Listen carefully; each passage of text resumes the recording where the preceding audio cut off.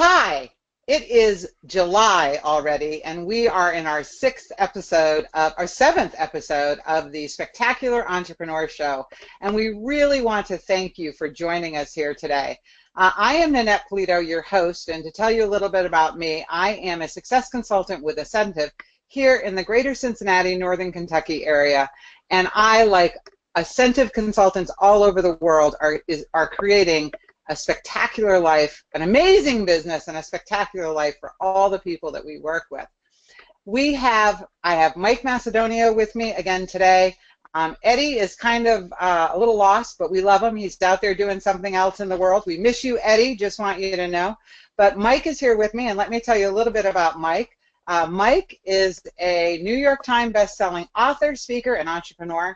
Mike and his business partner, Dr. Ivan Misner, and oh, by the way, that's our other wonderful guest today, authored the world's best-known marketing secret, Building Your Business by Referral and Truth or Delusion, Busting Networking's Biggest Myth, which has hit several bestseller lists, including the New York Times, Wall Street Journal, USA Today, and of course, Amazon. Mike is the co-founder of Ascentive and has built Ascentive from a small training and consulting company to an international organization on 6 continents. Mike gives back to his community by volunteering. He holds a position on the board of directors for the Wisconsin's Big Cat Rescue, a nonprofit organization caring for abused and neglected tigers and lions.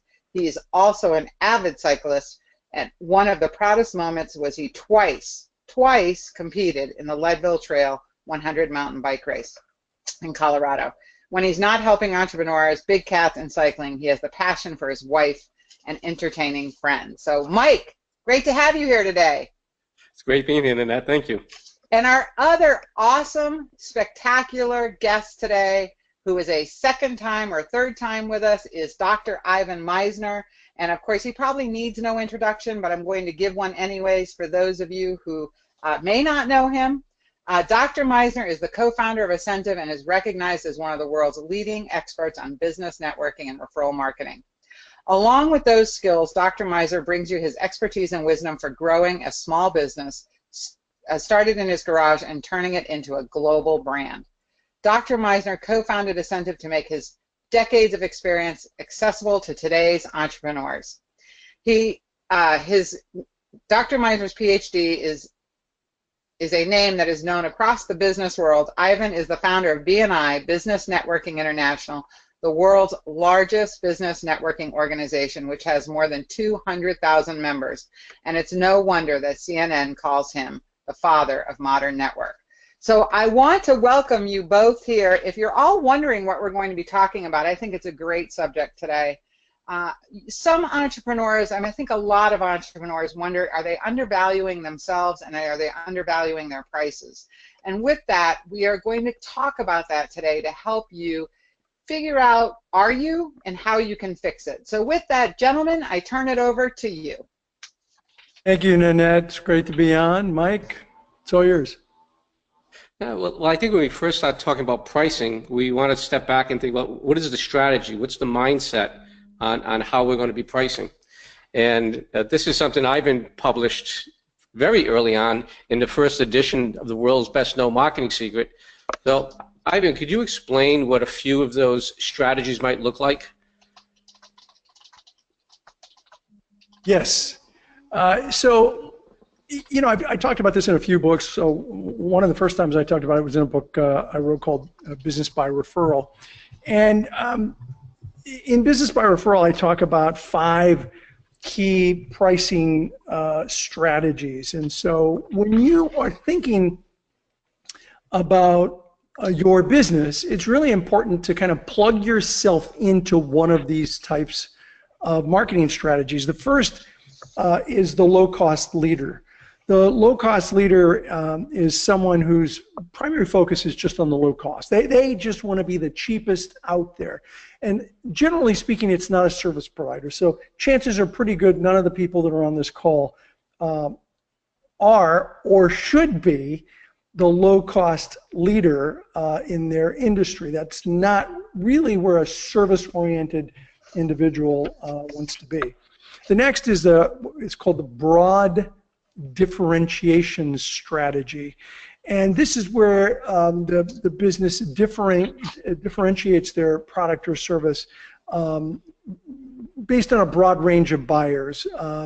Whole Foods might be a company like that. Even Nordstrom's, although they're also considered a high service quality, they have many different products in there. So it's a broad differentiation.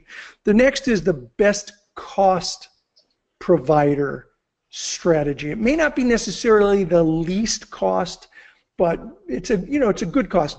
I was doing some research for this today, and Pabst Blue Ribbon beer would be considered one of the best cost providers. Even Target would be considered one of the best cost, not necessarily lowest cost, but best cost provider. So that's the first three. The fourth one is the focused or market niched strategy based on lower cost, but very niche oriented, and that would be a company like Home Depot, which is, they try to have a low cost but really niche orientation. And then the last is the focused or market niche based on differentiation. So these would be companies like Rolls-Royce. Rolls-Royce would be high-end, very expensive, but differentiated from other products and very focused kind of business. So these are the kinds of things that you want to think about. Of those five, the one that I sincerely doubt anyone who's on this call would be is the low-cost leader. Mm-hmm. Yeah, and that would be a Walmart strategy. That would be a Walmart strategy, no doubt about it. Walmart would be the low-cost leader, and I'll tell you, B&I has never tried to be.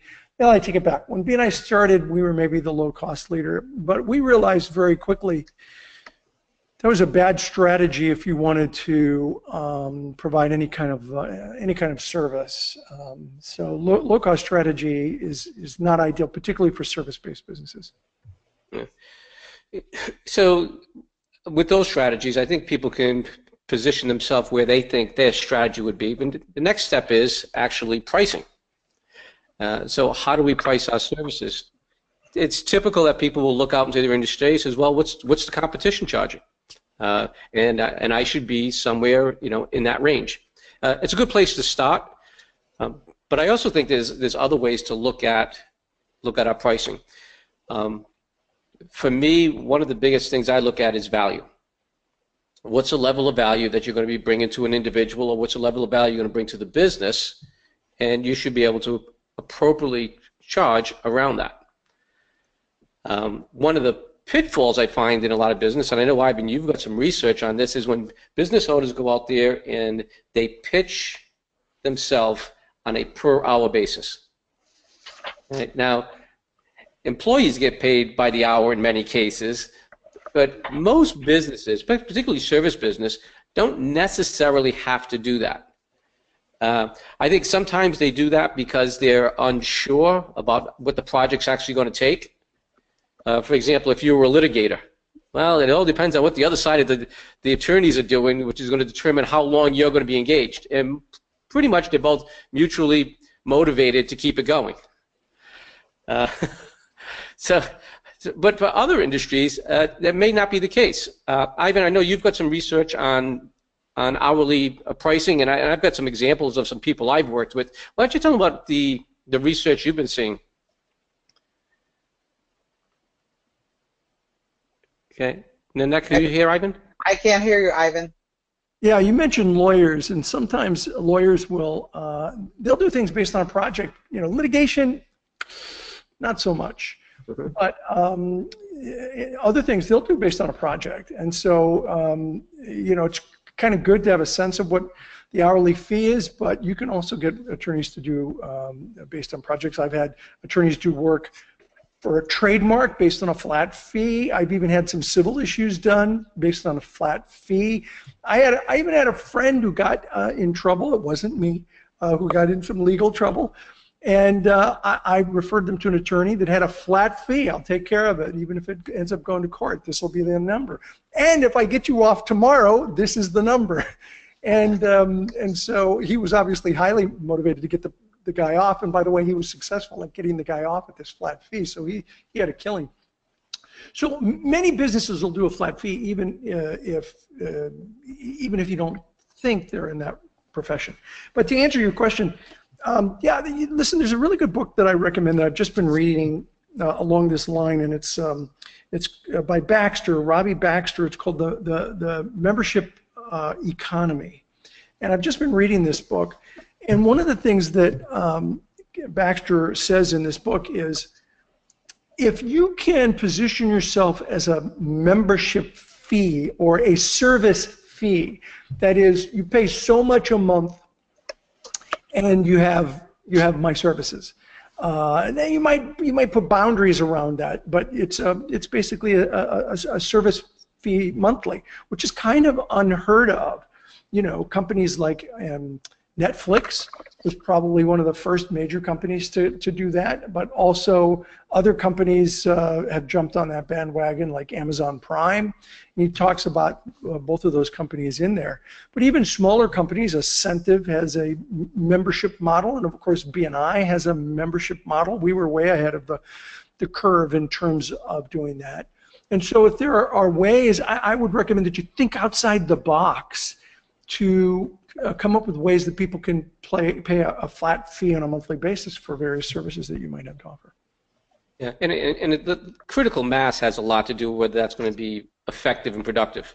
It's sometimes a little bit more difficult to pinpoint a subscription fee for an individual or two, but when you have 100 and you know the average time that you're working with people, it can be far more profitable than individual proposals. And of course, some of the larger companies can see that. You know, I also think in terms of positioning your proposal with a per hour fee works against the sale. Okay, the buyer is immediately thinking, well, what's your motivation to get this done if you're getting that much per hour? And why are we paying that much per hour? I don't pay anybody that much. This is the buyer's, receiving a per hour proposal. I was working with a recruiter a couple of years ago, and she told me she gets a lot of pushback from buyers when she's helping them recruit key people. Her niche is in construction. She's got a great database of all licensed professionals and people service providers, and I'm like, man, that's going to be worth hundreds of thousands of dollars, that database and all that resources you bring. And she goes, yeah, and still they balk at $150 an hour. I said, okay, how long does it take to recruit and actually have somebody on staff? She goes, I can do it, my time invested, which is about 10 hours, and they'd have 3 very qualified interviews to fill a position. I said, such as a foreman, a licensed electrician, a licensed plumber. I'm thinking, here's what I think the owner of the construction company is going through his head. I have very valuable, important people on my staff. My foreman, my lead project managers are not getting paid $150 an hour. Why am I going to have you do that sitting behind a desk? And, that's their thought. I said, however, I have to believe when somebody needs a foreman, when somebody needs a licensed contractor, it's keeping them up at night. And if you told me for $1,500 I can make that go away, the check is written. Okay, so it's all about how we position the pain to value proposition as opposed to, well, I want to stop punching my clock and it's going to be tallying up at $150 an hour. We were talking about this before we went live, and it reminded me of a really, really old joke I heard years ago about this guy who brings in his car into a shop to get repaired, and the repairman opens up the hood and he looks inside, and there's all these bolts in there, and he's looking at all these bolts, and he pulls out a wrench, and he gets this one bolt and he tightens it. He says, all right, start it up. Boom, car started right up. He said, okay, that'll be $51. And the guy was like, $51? Really? $51? He said, I want an itemized bill. So the guy gave him an itemized bill. The guy said, tightening bolt, $1. Knowing which bolt to tighten, $50. And that's kind of what you're talking about there, Mike, is that, you bring to the table a lot of experience. There are a lot of stuff. I mean, if it were me in that car, I'd be still looking at bolts. I'm missing the handyman gene. I couldn't repair it. But bringing that kind of experience to the table, you can't underestimate. And I think that's what happens with particularly small business owners, is that they don't really value the experience they bring to the table. Yeah. But how do you get them over that? How do you get them into their own belief of, I'm worth this?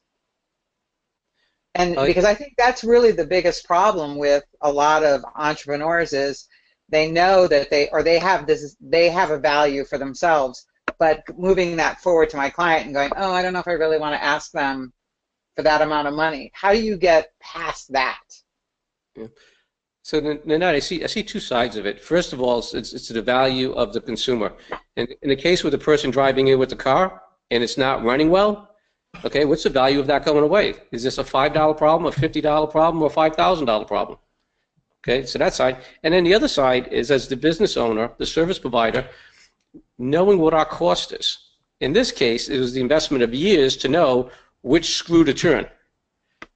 Okay, and when we start evaluating how much we've invested, our time, our training, and the work we've done, there's a number with that.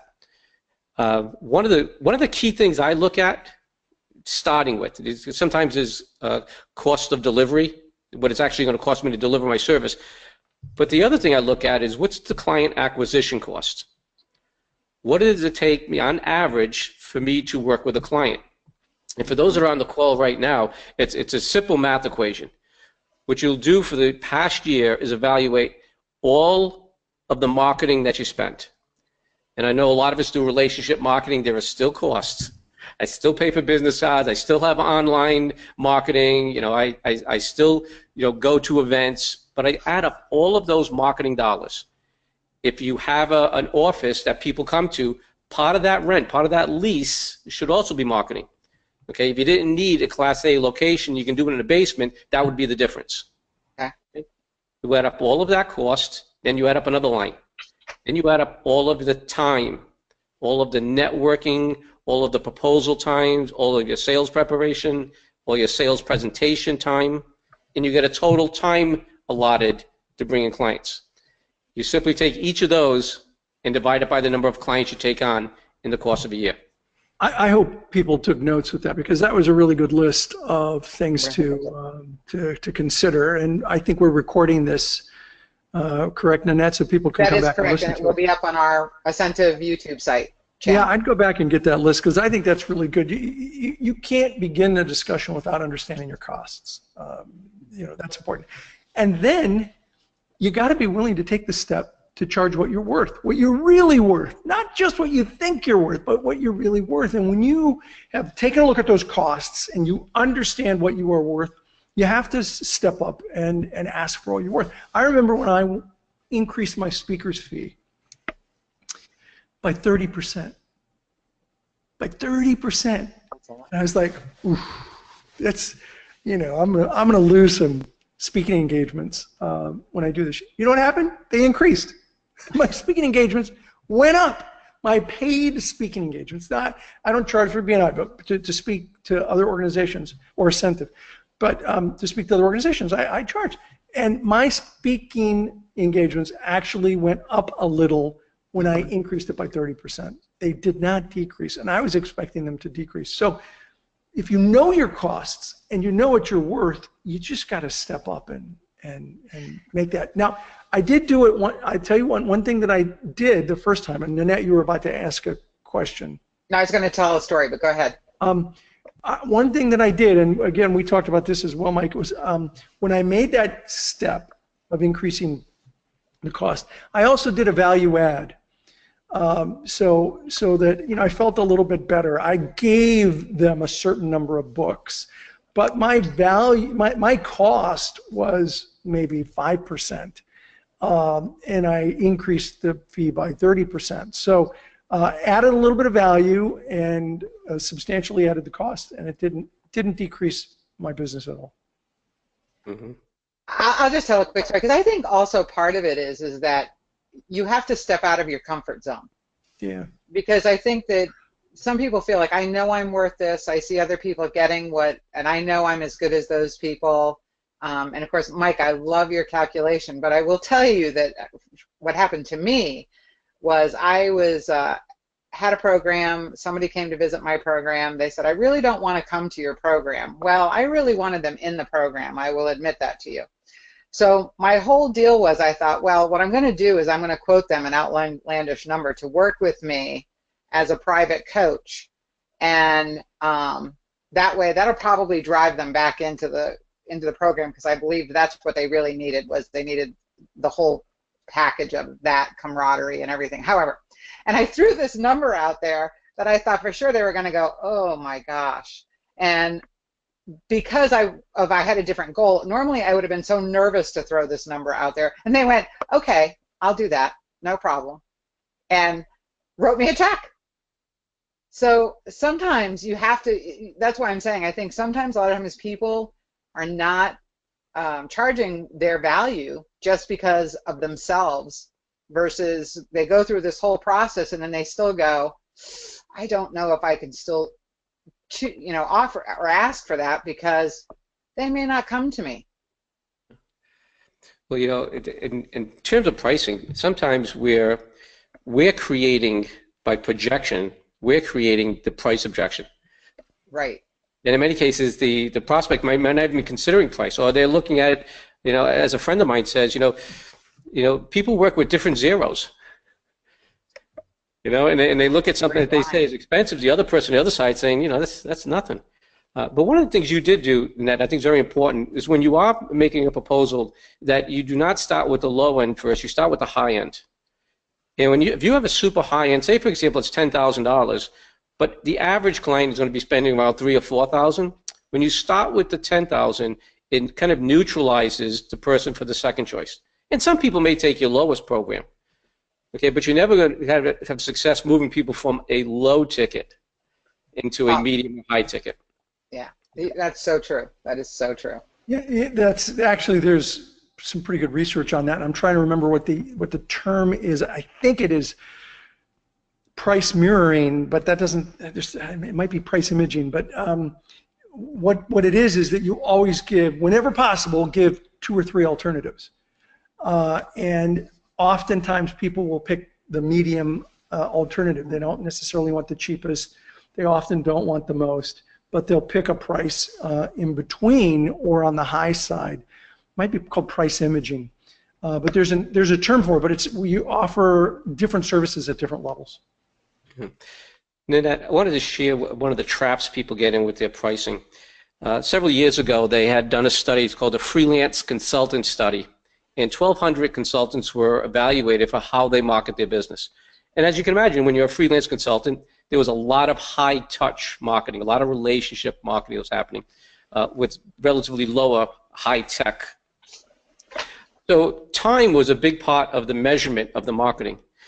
And it's interesting, when they measured people, their level of success based on the number of hours a week they invested into their networking and sales, you would expect that the people with the higher investment were getting more business. Obvious. Okay, that's very obvious. But more importantly, to comparing people that were putting an hour or 2 in as opposed to 5 or 6 hours a week, interestingly, the people that were investing more in their marketing charged more. Ah.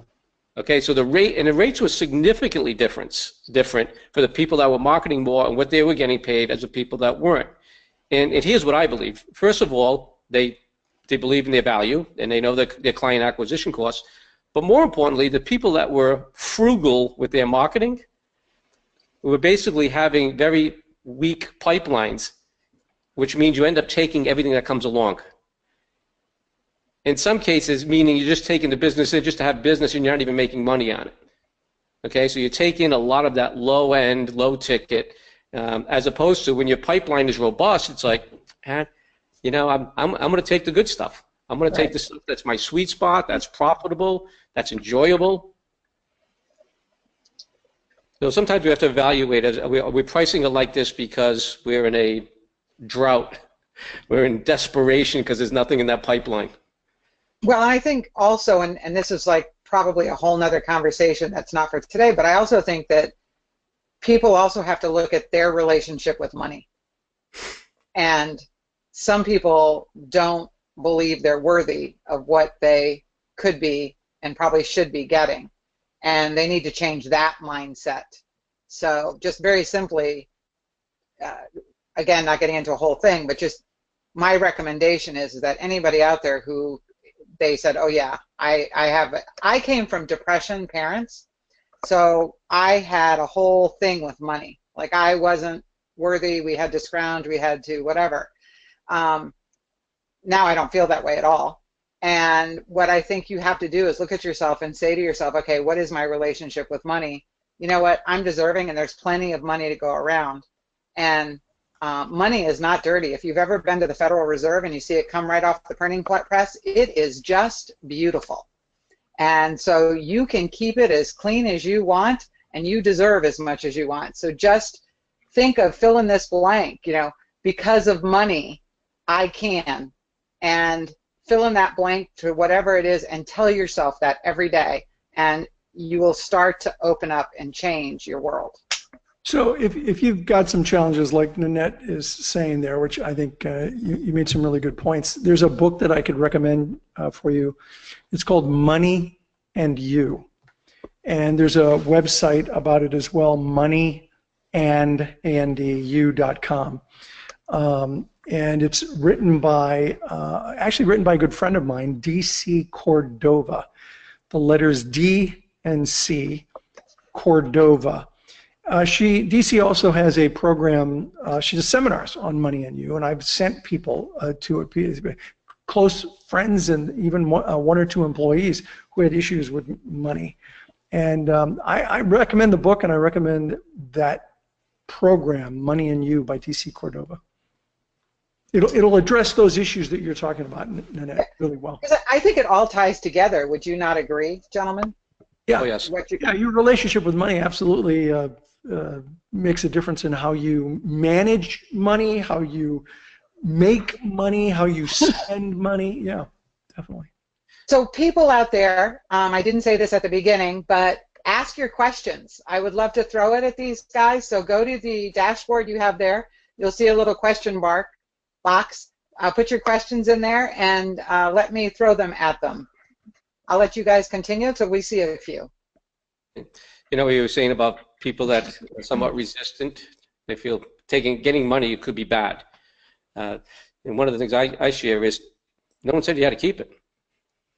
Yeah, that's true. All right? Millions of dollars can come in. You can do millions of dollars worth of service and value, and and no one says you had to keep it. Nope, you don't. And everyone's different. I've always felt that a certain percentage of the money I make needs to go to charity, right. And so it feels good. It feels good giving money away. Yeah, or helping other people. Givers gain, right, Ivan? Yeah, absolutely. I'm sorry, Mike. Go ahead. I apologize. Along with contributions and stuff. In many cases, it's making employment or giving work opportunities or giving business opportunities to other people. Right. I was watching this online banter go back and forth, and this guy was giving Richard Branson a rash of things about, because he's so successful and all this kind of stuff. And I'm like, yeah, did you have any idea how many people, because of his success, are employed or creating more business, or the business is feeding other businesses? Like, come on, look at the value that enterprise brings to the economy, and not just in one area, around the world. And they need to do their homework, because Virgin Unite gives away millions of dollars. So I mean, we know one of the people at Virgin Unite, and so I mean, you just got to do your homework. People are so funny. I always think it's interesting what people think someone else should do with their money. It's their money. Do whatever the heck they want with their money. I should be determining what I need to do with my money, but to tell a billionaire how they should spend their money is just plain stupid. Yeah. I would agree. But we do have a comment that came in just now. Yeah. I apologize to the person listening, but I don't think I could pronounce your name, so I do apologize. But they said, I don't go lower than I offer, even if my client does not. So I think what they're saying there is that, this is my price and I'm not going lower, so take me or leave me. So That's a great posture. You know, I had this conversation with a coach I was working with last year, and you know, we're both in the consulting business. We both sell, you know, coaching and training. As a matter of fact, it's almost parallel businesses. And I'll tell you his name. His name is Steve Napolitano, if anyone wants to look him up. But in a private conversation, we were talking about people that come up and ask you to discount it. Okay, this is the value. This is what I have, but I'd like to do it for less. And one of the things he shared with me is that he used to, and now he doesn't at all. And his experience was every time he has discounted a price for somebody, it doesn't work out. He says they don't get value. It's not an enjoyable situation. It just doesn't work out. And so now his position is anytime someone comes and says, "I know, Steve, this package is $15,000. You know, I can come on board for 12."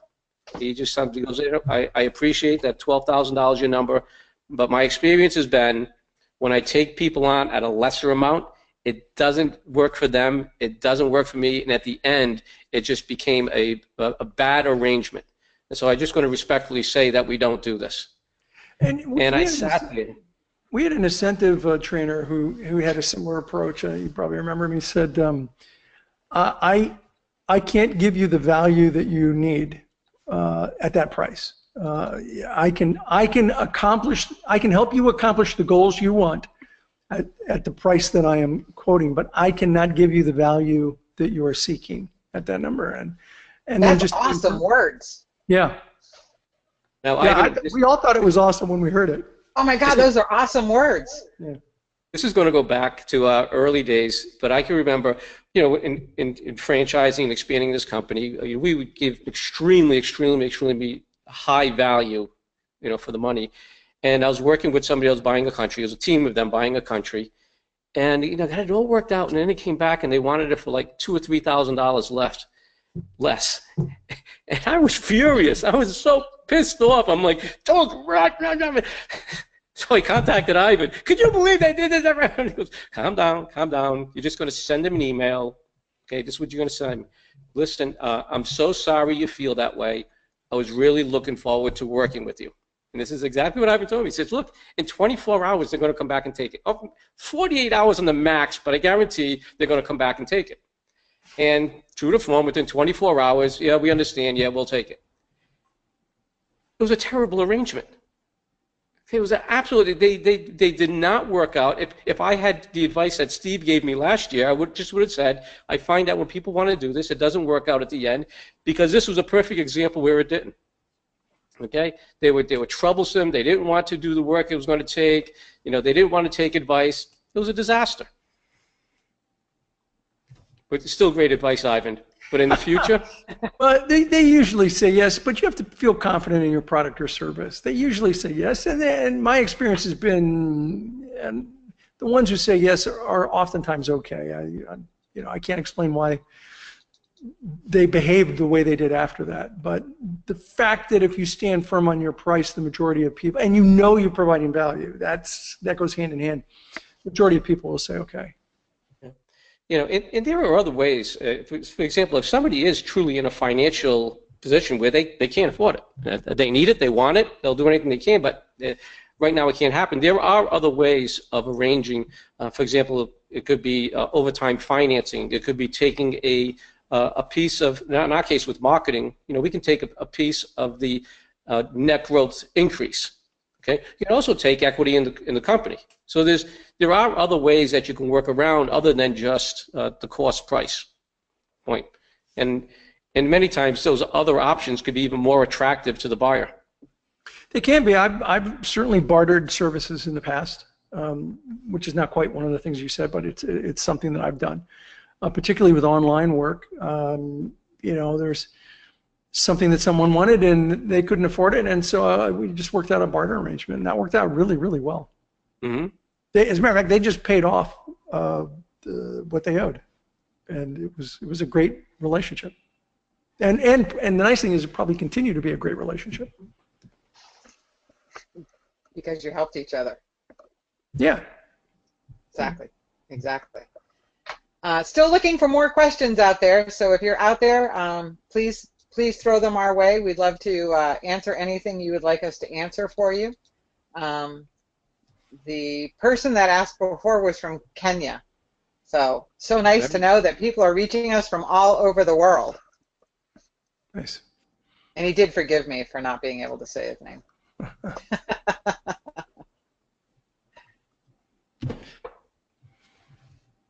Those 5 areas that I talked about when we started today, I don't think we didn't put those in the 4th edition of World's Best Known Marketing Secret, did we?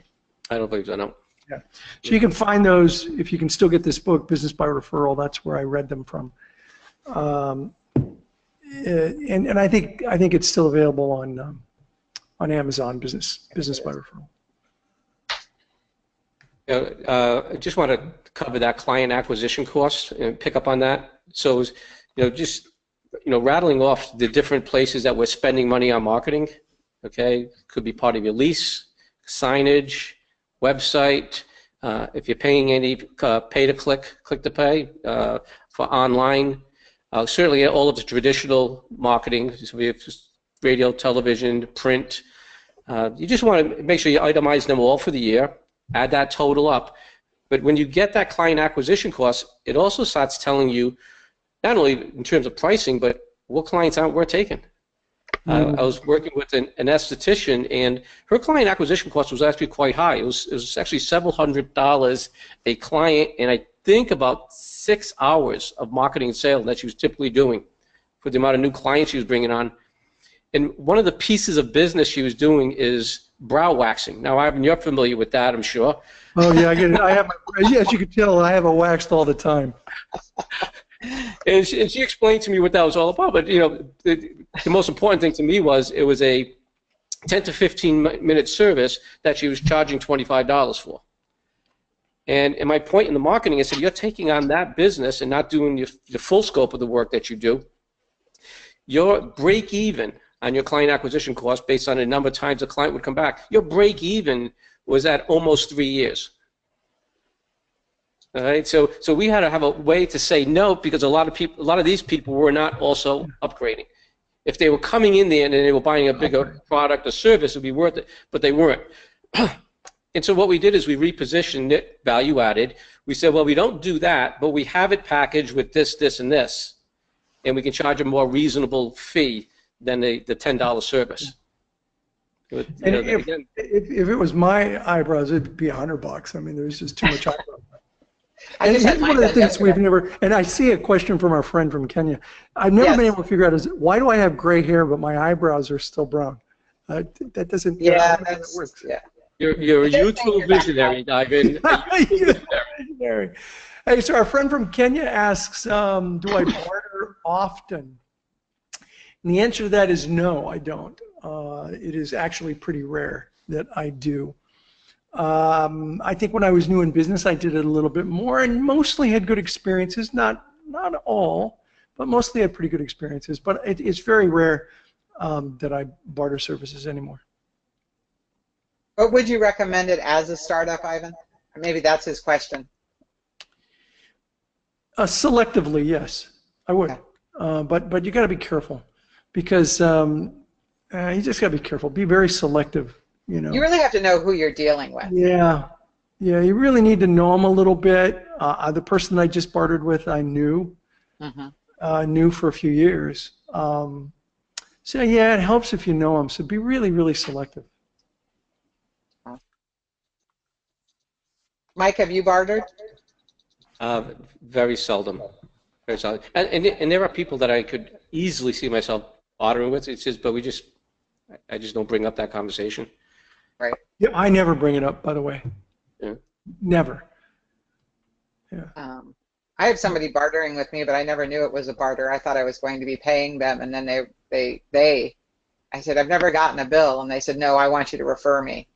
So if you refer me on, and so then we had a whole discussion about that, and I actually sat down with them for 2 hours to really learn about how to refer them and be able to help them. And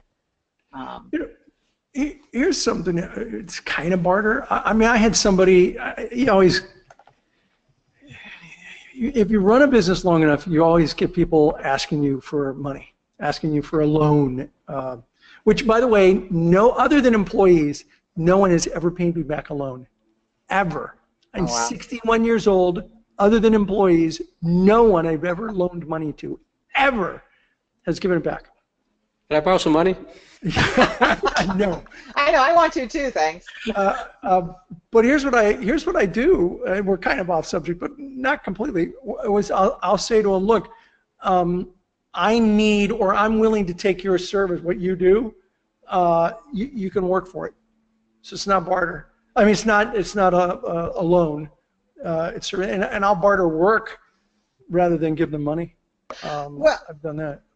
Well, I think you can run into a danger zone also, because I think word hits the street, and you can get into the, well, go talk to her because you know what, she won't charge you, she'll want you to do something for her. Right. And that's a dangerous zone also. And so your reputation becomes, well, you're never getting paid, but you'll barter with the world. Yeah, and so you're really undervaluing yourself at that point. So it does really tie into our conversation of today. Iram's We have asking about another 4 question. minutes to go before we go backstage, so don't leave us. We're going to go backstage and you'll be able to ask some more questions. But if you have any, please get them up there, because we'd love to, again, put them up live for the whole world, because you might ask the question that someone else who's going to watch this later on go, oh, thank God they asked that question. So there's one comment from Graham that is War and Peace. I'll let you look at that one over in the net. And then Iram has a question. You want to read Iram's question, and I'll find the spot to answer it. Not a question, more of an observation. Is that the one you're looking at? The one above it. Iram says, I'd love it if you would repeat the 5 levels of business models you talked about. So let me give you those 5 levels again, Iram. And while I'm doing that in the net, you can look over the observation. I will. First is a low-cost leader. This is someone like a Walmart. Then a broad differentiation strategy, someone that their company's product offerings appeal to a broad range of buyers, some like Whole Foods. Then a best cost provider, someone like Pabst, a Blue Ribbon beer, a focused market niche strategy, something like Home Depot, and then a focused market niche based on differentiation. So Rolls-Royce is a good example. You know, when you create a brand, for example, of service of cutting edge, top quality, best service, and so if that brand is really to be prestigious, and then you attach on it a discounted rate, that inconsistency confuses the customer. And I would say it's like going into a Nordstrom's where you're going to get the finest clothes, and we just moved it to the very back on a discount rack. People they don't see the value anymore. Exactly. And by the way, again, that what I just reviewed with you is on page 44 of Business by Referral. And yeah, I agree with you. And I'll reiterate that I think doing a value add, though, can help. It addresses the discount, that people feel like they're getting something, but you're adding value and keeping your price the same. The thing is, you have to add value in a way that doesn't really hit your bottom line. This is more of an observation. It says, not a question, more of an observation. The first time as a consultant that I stood firm on my price was this year when recruiting for my first incentive program. I decided how much I would charge and stuck by it. It has been a stretch for some of those those attendees, but they are fully committed. I genuinely think that they have had better results by being committed to the program. Yeah. And I agree with that. I think that when you make people stretch, you have a far better result because they're stepping up to their own plate, not just your plate. Now, when a client's participation is involved for their success, like when you're coaching, if you give it away for free, that's what they value it at, and that's what they implement at. On the same token, some of the people that I've hired paid a lot of money, and I knew that it was going to be worth it. Okay, because part of that skin of the game, part of that pain on my side, I said I'm getting my money's worth, and so I'm going to make sure that I do the things that I need to do. Exactly. Well, we're at that given hour. Gentlemen, do you have anything else you'd like to add before we close out here and go backstage? Listen, I'm guessing most of you aren't quite at this level, but tuck away what I'm about to suggest to you because it might be of value down the road as your business scales and gets larger. There are companies that can help you with pricing, and I have used them in the past, and they are specialists, experts at doing survey work to determine what the cliff point is where you will lose clients if you charge this amount. And so it's a science, and there are companies out there that'll do it. I'm guessing, if you're a solopreneur, this probably isn't for you, but tuck that in the back of your mind. There are companies out there. I've used them. One of the companies I've used in the past is a company called Atenga, Atenga, and they're very good at doing analysis on your price point. So that's all I have to ask Awesome. to add. Mike? Along with that, Ivan, sometimes it does take the outside person to help you really see the true value. So a coach can help you with that. Just real quick recaps. Know your client acquisition cost in terms of dollars and hours. Make sure you're marketing relentlessly enough so your pipeline's full and you're not taking stuff because you have to. You're taking stuff that you want to. Okay, that will help with the pricing. And when Nanette was saying about the mindset, just because you make millions of dollars doesn't mean you have to keep it. Okay, you can provide service or you can provide contributions to all kinds of people and organizations. So let's not make that be a mindset thing that prevents you from charging what you're worth and making what you should. Awesome. Gentlemen, I want to thank you. I want to ask everyone, please don't leave. We are going to turn off the recording. We are going to go backstage so you can ask any question you'd like that can be on today's topic or any topic you have. I want to remind you we will be here the third Thursday of next month, and we will be talking about the lack of clients and business. And I'm sure that for some of you that will hit home for you, that you want to grow your business. This show will be on our Ascentive channel on YouTube by tomorrow afternoon. We invite you to watch it again because there has been a lot of great material put in here today, a lot of reference material, and of course Mike's great calculation. You definitely want to, if nothing else, go back and get that calculation because it is amazing. We also ask you to, if you have anything that you'd like to either ask us or show ideas, please go to our Facebook page at Ascentive, and leave us any questions you have, any comments you have. We would surely love to hear from you. And we would love to have you come back next month and invite every person you think would benefit from this program because we want your success. Please remember, we are always looking for you to have an amazing business and a spectacular life. Thank you for joining us on the Spectacular Entrepreneur Show, and we are now going backstage. See you next month.